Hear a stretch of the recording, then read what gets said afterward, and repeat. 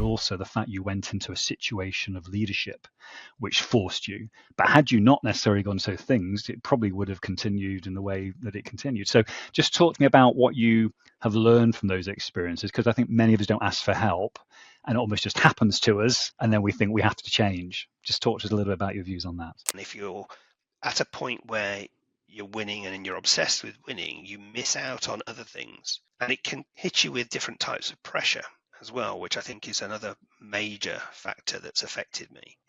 Because I don't let other people see when I'm under pressure, even when it's obvious. I'm fearless. I have that in me.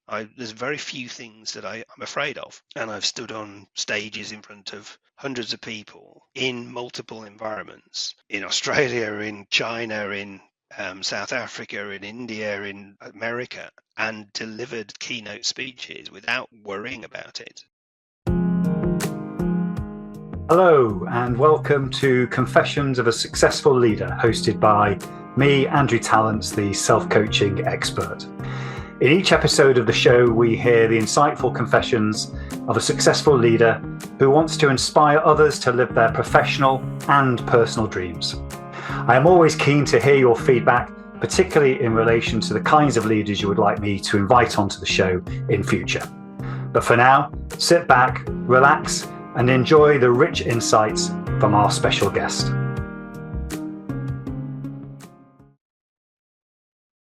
Hello and welcome to another episode of Confessions of a Successful Leader, hosted by me, Andrew Tallents, a self-coaching expert.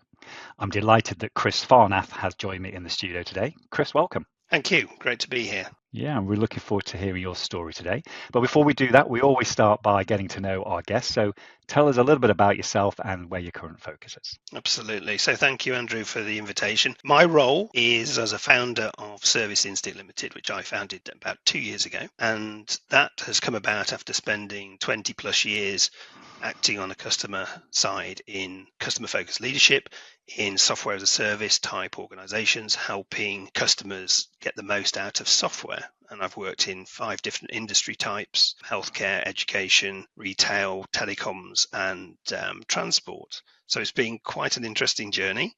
And in that time, I've been able to go through multiple different scenarios with customer success, customer support, all through the internet bubble bursting whilst living in America. And whilst talking about travel, it's taken me to 34 different countries. So it is something that I've really enjoyed in terms of that aspect of my professional career. On a personal front, just literally yesterday celebrated my 27th wedding anniversary. Congratulations. And thank you very much. And that is part of the journey that I've been on as well.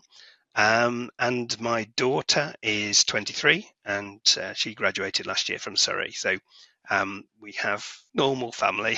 It's just pretty exciting to be part of this. Excellent. I know that obviously having your own business is a full-time job in that sense, and I can relate to that. But when you're not working and not necessarily with the family time, what else do you do to keep yourself busy outside of work time? Yeah, so there's been a few things that I've done in my career, right the way from DJing all the way through to mountain biking, which is what I've been doing sort of on and off for the last sort of 10 years. I've got a Scott Genius for anyone who's out there who does that. So it's a fluorescent coloured thing that allows me to go over big jumps and just crazy stuff. So I haven't killed myself yet, so that's quite good fun. I also do iFly. I don't know whether you've been through one of those. No. iFly is one of those indoor freefall where there's a massive fan and you just sort of simply go and walk into and do free fall without actually having to jump out of a plane. Although I have jumped out of a plane once, and that's possibly my claim to fame when you do the icebreakers. The first plane I ever flew in, I didn't land in. I did a parachute jump. So Wow. yeah, one of those crazy things. Excellent. Well, thank you for that. So we always start on the journey by going back to our earliest years that you can remember. For some people, that's when they were 3 or 4. For some people, it's when they're teens. And it's really interesting, the recollections that we have. And of that time, how that then shaped our leadership style, because it does. We have a certain nature, but we also have the nurturing side of that. So take us way back and tell us your story. Okay. So I was at a boarding school back in the 70s, and that gave me a really interesting exposure to a load of things, in particular independence. You have to learn to survive quickly in an all-male boarding school, actually. I absolutely loved it. Some people hate boarding schools, and people, do all sorts of, get all sorts of worries about how that shapes them. But for me, it was brilliant because I was surrounded by the people that I trusted and the people I liked. All my friends were there. It was great, and I was quite sporty in my day. And so we were able to go into the grounds of the school, fantastic school, and you play out and do some wonderful things. And had its own pool, had squash courts, had tennis courts, had everything. So it was a really brilliant time. There are some things that came out of it though, which actually shaped me further. And this one relates back to a very unpleasant time. Actually, we had a particular visiting member of staff who would do the boarding duties and also is now serving 5 years for being a paedophile. And I was one of his victims way back 50 something years ago. So it is something that definitely tainted that wonderful time. And by the way, now I would like to put on record the school is nothing like that now. And I'm part of the school's old boys committee, and we've made a big attempt to deal with that chapter in the school's history. And the new headmaster, Chris McAllister, is unbelievably brilliant and has dealt with that to a fantastic level. Having said that, though, you go through survival and you deal with coping mechanisms, and those things that originally shaped my initial thoughts about life and trust, I thought over the many years that have followed, I had come to deal with them. And I don't actually look back on it now as if it was some sort of hideous thing. And I've watched some of your other podcasts. In particular, there was one lady who had some abuse, and she said you have these dealing mechanisms.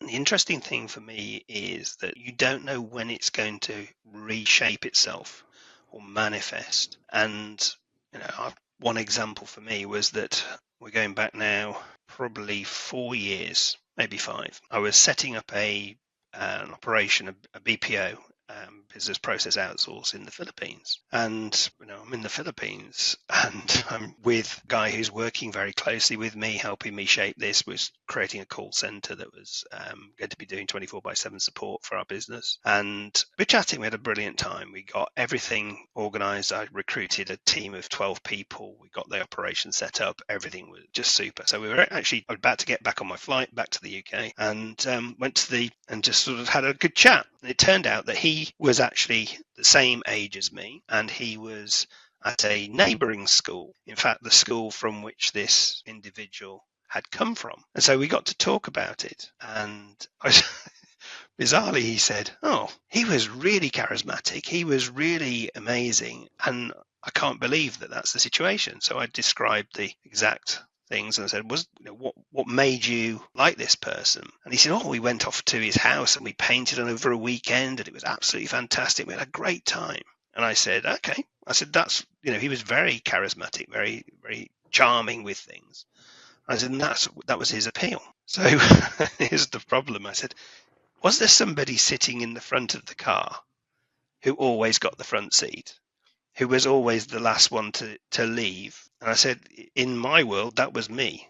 I was his special one." So anyway, he said, "Oh, blimey, I'm really sorry." He said, you've rather tainted my fantastic memories of this wonderful man." And I went, "Well, that's the thing that nobody believed me for." And he said, "Well, I believe you." And this is the weird thing. I then just had a reaction. I had no control over it, and I just started to cry. It's the most ridiculous thing to say, but it was more of the tears of somebody's just believed me without any real sort of doubting it could have possibly happened. And that was the first time in those years, all the years, that somebody took it as literal and believed me. The second person to believe me, by the way, without any doubt, without any question, was the headmaster I just mentioned. And this is why those two people have been elevated in my mind to somebody special, because that has shaped me through my adult life in so much about who are you willing to share some information with and who would believe you. Because my first response when things started to happen was I told older boys the year above me in my school, and they just turned on me because this guy was really charming, very charismatic. I said, "You're a liar. You're lying. How disgusting. How could you say such a thing?" At which point I closed down on that and just buried it. And the abuse carried on for just over a year. So it was weird. I then left the boarding house and became a day boarder. So I got out of the situation through that methodology. But the harm had been done, and that started the shaping of what made me the way I was. So you think, is that a real problem? And it wasn't. There were certain things that affected me for some time, but I buried them. And as I got more and more into professional life, left school, got my degree, did my loads of different things that I'd been through. In the roles that I had, I was very reluctant to share information, in particular personal information. So if I was setting something up, very clear about the plan, I thought it was really important to be crystal clear about what it is that you need to do. Be absolutely clear so that the person has no doubt that it's not going to ask questions, not going to make go through some sort of awkward moment where they're asking you personal stuff. Why is it you're not doing this, whatever? And that shaped me in my early career. And it made me very determined and very focused and very driven. And it was interesting, actually. I did that saboteur assessment. And my score of 93 or 94% was hyperachiever, which is really interesting. And then there was another one which was 83, which was controller. And I was reading through them, I was thinking, gosh, yes, these do come out as the things that really have driven me. I want to do things. I want to be successful. I'm not a perfectionist anymore because I like to think, don't let perfection get in the way of progress. I'd rather get progress and get an outcome that really matters. And that was like, ooh, big reveal. And then I looked at what disrupts you. What is it what's the flip of the good that comes from that? And I was thinking, yes, there's the reflection on those things actually do resonate with me.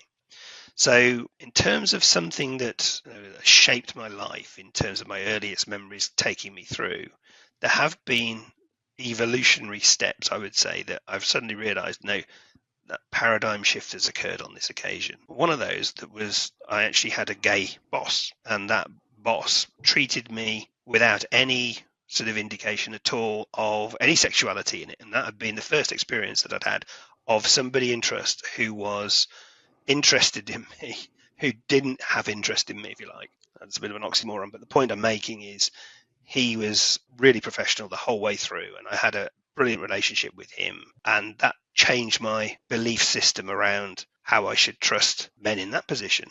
So for me, that was an interesting one. So I started to share things a little bit more and was willing to go through that route. And then my next evolution was actually when you do things yourself and you take that step into leadership, and you realize in leadership you need other people to do things to make you scalable. And that first step was quite a challenge, trying to step away, and that hyperachiever perfectionism, it has to be done this way.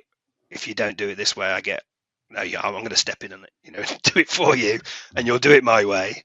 That was a first sort of next change in me. So I went through the process of saying I can actually trust other people to do things, let them explore it, let them understand it, let them make the errors, but encourage them, build them up if they make a mistake, and allow them to be successful, because that's how I grew. And I often would have a one-to-one with somebody and say, look, this is the rules. We'll have the ground rules. You're liberated. You can do this. I trust you to do this. Go off and be free to make mistakes. And if you make a mistake, if it's well thought through and you've gone through it, I will publicly support you. So long story short, that built a great team around me, and that enabled me to get rapid acceleration, because the teams that I hired, the teams that I brought in were very, very strong, very, very capable, and wanted to be there. I love that, and really appreciate you sharing that part of the story, and obviously we'll come to it later. But what's really interesting about what you've said in relation to that independence that you had, and then that meaning in terms of not sharing, in terms of your saboteurs, and by the way, if anyone hasn't come across this, that's listening to this, Shirzad Chamine has produced a book called Positive Intelligence, and related to that, there's a saboteur model, which Chris has referred to. And it's very common for a controller, hyperachiever, and hyper-rational, actually, which means we don't necessarily reveal our feelings. We keep very much rational in our heads. For most CEOs, founders, entrepreneurs, and obviously they've got different reasons for why that is the case. You've got your own reasons. And what's very interesting about what you've said, which I want you to elaborate on for me, if you can, is it seems to be certain events that happen to force changes for us to actually reflect on whether those things that are happening to us around the saboteurs are good for us. For you, it was somebody you could trust, who was interested in you for different reasons, and also the fact you went into a situation of leadership which forced you. But had you not necessarily gone to things, it probably would have continued in the way that it continued. So just talk to me about what you have learned from those experiences, because I think many of us don't ask for help and it almost just happens to us, and then we think we have to change. Just talk to us a little bit about your views on that. In terms of what I think others can do to really get their heads around understanding how they'll see things, is actually do some assessments on themselves. I did quite a number of different profile assessments. Myers-Briggs is a good one. I did the DISC assessment. I did a whole different range of assessments. But the ability to reflect and look at what you are doing and have that 360 review and to spot the blind spots, if you like, is a really important step. And I think if you haven't taken step to have somebody who's going to facilitate that with you, to get you the information about why you do things, what's the triggers for things, you'll go through life like I have, to a point where you go, oh, that's a change in my paradigm. I now understand why something is different, and you've got evidence to show it. And I think that makes you, when you're younger, as my mother-in-law called me, ferociously ambitious, which I think was an interesting assessment when in the first couple of months of meeting her. And it was almost a filtering out of criticism. I didn't want to hear it, so I wouldn't let that affect me. Criticism is useful data points because it can reveal things that,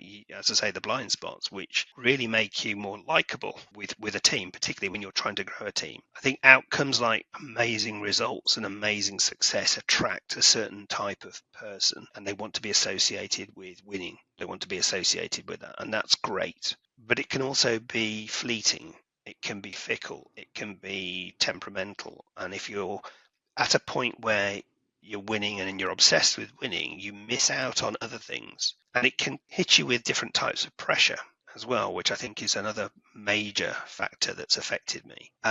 Because I don't let other people see when I'm under pressure, even when it's obvious. I'm fearless. I have that in me. There's very few things that I'm afraid of. And I've stood on stages in front of hundreds of people in multiple environments, in Australia, in China, in South Africa, in India, in America, and delivered keynote speeches without worrying about it. And when I look back, I think, crikey, that I could have really derailed myself if I'd worried. But somebody once said to me, what's the worst thing that could happen? And I thought, well, this time tomorrow, it'll all be over. And these are coping mechanisms to get through the fear. But I do suffer from butterflies if there's something I want, that I really want. So it is a mechanism, portraying fearlessness is an attractive feature to others, and they want to follow. They want to be part of that. But actually, the real success came when I recognized the importance of understanding others and trying to. It's really customer-focused leadership, but it's customer-centric or human-centered leadership. Really understanding what they're trying to get out of something, and that is one of the things that I do now as a career coach. Is really get clarity. What is it that you do? What is it that you want to do? Envision where you want to be this time next year.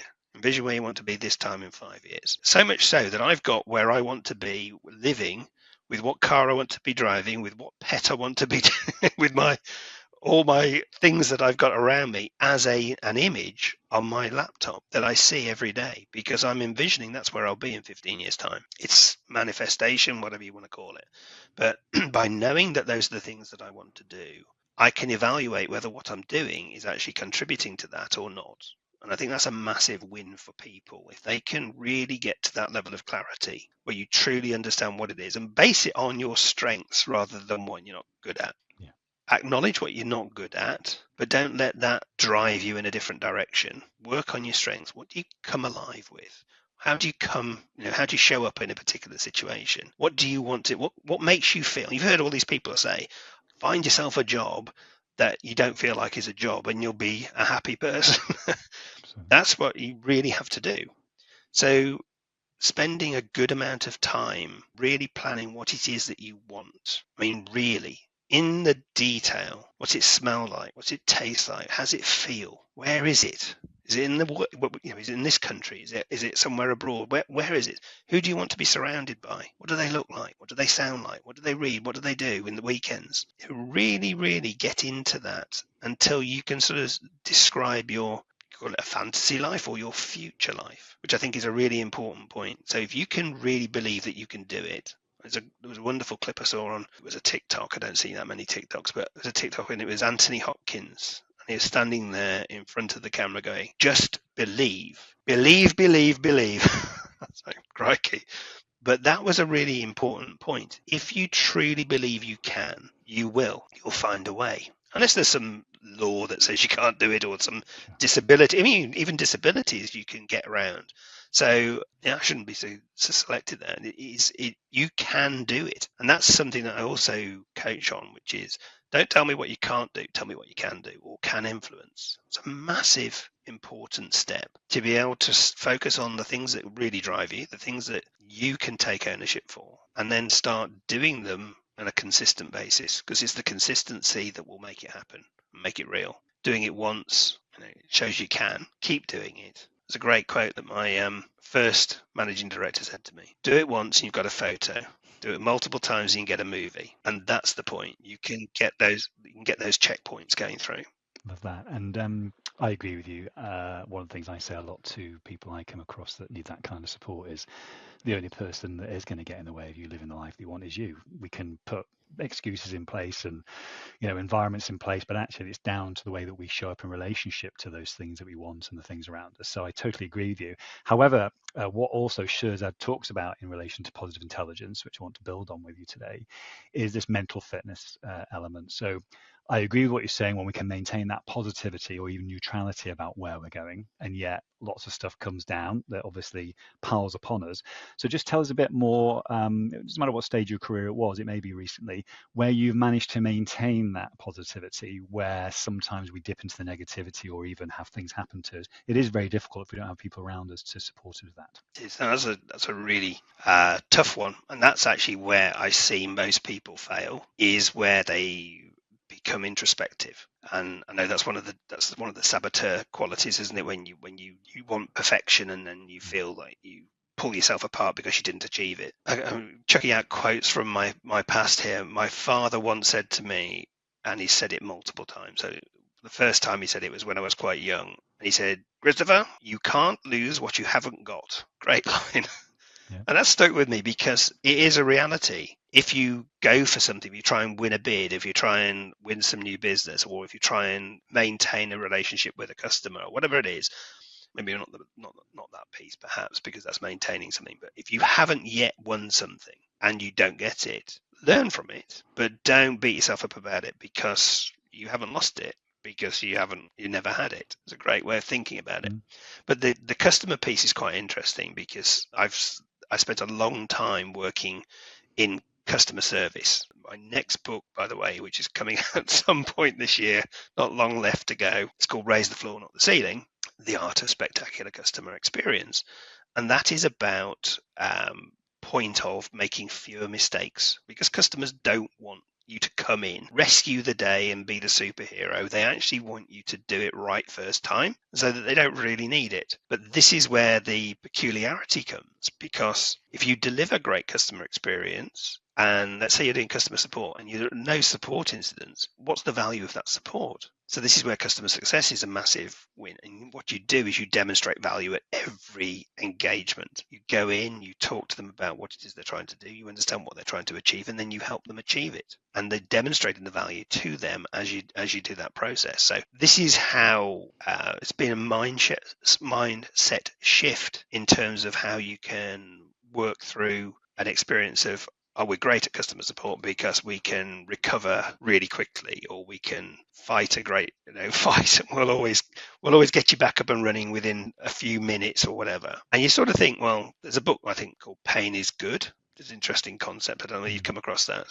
And there is an element to that, demonstrating occasionally that if something does go wrong, you can do this sort of super slick experience that recovers you. So it just keeps them remembering that you're valuable. But actually to get in there and to be ahead of the game, to be thinking proactively, to be thinking like the customer, like the experience, that makes the change. And that's what you can really leverage in your career as well, thinking about what it is that you want to be next. How do you get to that? How do you start thinking about it? How do you drive that model? And this comes back to your point, which is, how do you sustain yourself? You sustain yourself by being crystal clear right from the start about where you want to be. And there's a great phrase, I've seen it on many, I think there's been a few greetings cards with it on, be stubborn about your goals and flexible about your methodology. Because no matter what you do, something will come along and knock you off your original plan. And I used to work in an organization that had a defense team. We worked with the Ministry of Defense. And one of the colonels that used to be in the military came and joined the business, and he once said to me, he said, "Oh, Chris," he said, no plan survives first engagement with the enemy. And that has also been repeated by Mike Tyson with, everybody has a plan until they get punched in the face, but which I think perhaps says the same thing. But it is about being crystal clear about what you want to do, because then you can evaluate that if something's taking you off track, did it really matter? And if it did, how can you take that as a learning experience to improve on that? But leverage your strengths in the first place, and you'll be better than you were anyway, because you're reinforcing what you're capable with. So yeah. We've got time for a couple more questions, Chris, but the first one links to what you've been saying, and also what people out there who listen to this and watch this relate to. It's something that Branson talked about a few months ago, and his belief is that every single person that is in business, whether it's a corporate or wherever they are, has this kind of term of preneur in his view. So they're either an intrapreneur, and you were probably an intrapreneur for many years in terms of the organizations that you served, and at some point there is opportunity to become an entrepreneur, and whether those people take it or not is dependent upon a lot of things. But a lot of people listening to this would want to know your reasons. Obviously you've taken the plunge, and congratulations in doing that, but it's not necessarily easy for everyone. So just talk to us about that point. Why then? What did you want to do at that point? And just talk about that transition. Yes, I think there's a point at which you get to in your life, I think, or I certainly have, where instead of paying it, to me, I want to pay it forward. There's a great film called Pay It Forward, and I never really understood it until I actually got to the point where I thought, actually, I want to give this back to somebody by paying it forward. I think it's probably I've got a daughter. I want her to be successful, and if she's successful, I get this wonderful sense of achievement because of something she has done. And I would say probably one of my proudest days was when she became her junior school head prefect. I was like, wow, that was nothing I'd done to make that happen. So it was that sort of vicarious feeling. So that was the point at which I felt it was important to push people and make them successful rather than just doing it myself. Because my track record is on file. You can see where I've been. I've done multiple things, achieved an awful lot. Lots of awards, and it's been something that I'm quite pleased to have done. And that again is a hyperachiever that has lots of pieces. I've got lots of awards, so that's great. And did it quite young as well, and did something different all the time. I was never satisfied with just where I was, so always pushing, hyper competitive. But you get to that point where you're thinking, actually, I'd love to see somebody do something. And I remember my mum coming back from an event that she'd been to. So I used to be in the air training corps years ago. And there was one chap that she'd met who was at this event. He said, I remember Chris Farnath. He was somebody I looked up to because he was somebody I wanted to be. And I got this huge internal glow from that. And that sort of planted the seed. And it's always now been, how can I make my team successful? And I get better reward, much greater sense of achievement and joy from seeing others succeed, not because of something I've done, but because of something I've planted in there, and they've nurtured it themselves, and they've taken the advice and done something with it that's made it's unique to them, but they took some early input from me. That's a great reward, and that's why I did it myself. Absolutely. So expand upon that for the last point that I'm going to ask you about. In terms of the next 5 or 10 years now, obviously you've got your business, you've said something about what you're doing, but just explain to everyone, what are you going to be in service of, and what's your legacy going to be once you've gone? It's a really exciting thing to think through. But I've written books. I'm going to continue to write books about delivering things in a spectacular way. So I have first book out called Champion Hires, The Art of Spectacular Recruitment. Second one is Raise the Floor, Not the Ceiling, The Art of Spectacular Customer Experience. These are about understanding the steps and the bear pits to avoid, to use and leverage these to accelerate your career, to be your own destiny, to make that clarity come to life. And building my program is called Elite Success. It has a 12-week step of taking you through to your perfect outcome and your dream job to land your seat at the leadership table. And it's something that I've been doing now with multiple clients, and some amazing success stories. There's one lady who actually I met at one of these Air Training Corps events. She has now landed a job and got another £25,000 on top of her salary based on some of the things that we talked about and following the process that we did. So some amazing results, and it's just, feels great. And I like to be known as somebody that helps people succeed, and that's my legacy, I think. Super. So if somebody wants to get in contact with you, they've heard you today, they feel, maybe Chris could help me, what's the best way to do that? Probably the easiest is on LinkedIn. There's only one Chris Farnath. There aren't many Farnaths in the world. I don't know why that is, but that's the case. Or go to www.serviceinstinct.com. That's my business. So those are the two easiest ways to do it. Lovely. Well, on behalf of the listeners and the people watching this, I just want to say I feel really privileged that you've shared your story with us today, and what that's led to in your life and the learning from that as well. Thanks for being so open as well. And thanks for coming on the show, Chris. Great. Thank you so much, Andrew. I hope you enjoyed this episode of Confessions of a Successful Leader. You can access all previous episodes of the show at confessionsofaSuccessfulLeader.com. If you are interested in finding out more about conscious leadership and self-coaching, just type in Andrew Tallents into LinkedIn or your favorite browser, and you'll find my contact details and all the content that you need. Until next time, don't forget to stay present, curious, and above all, conscious.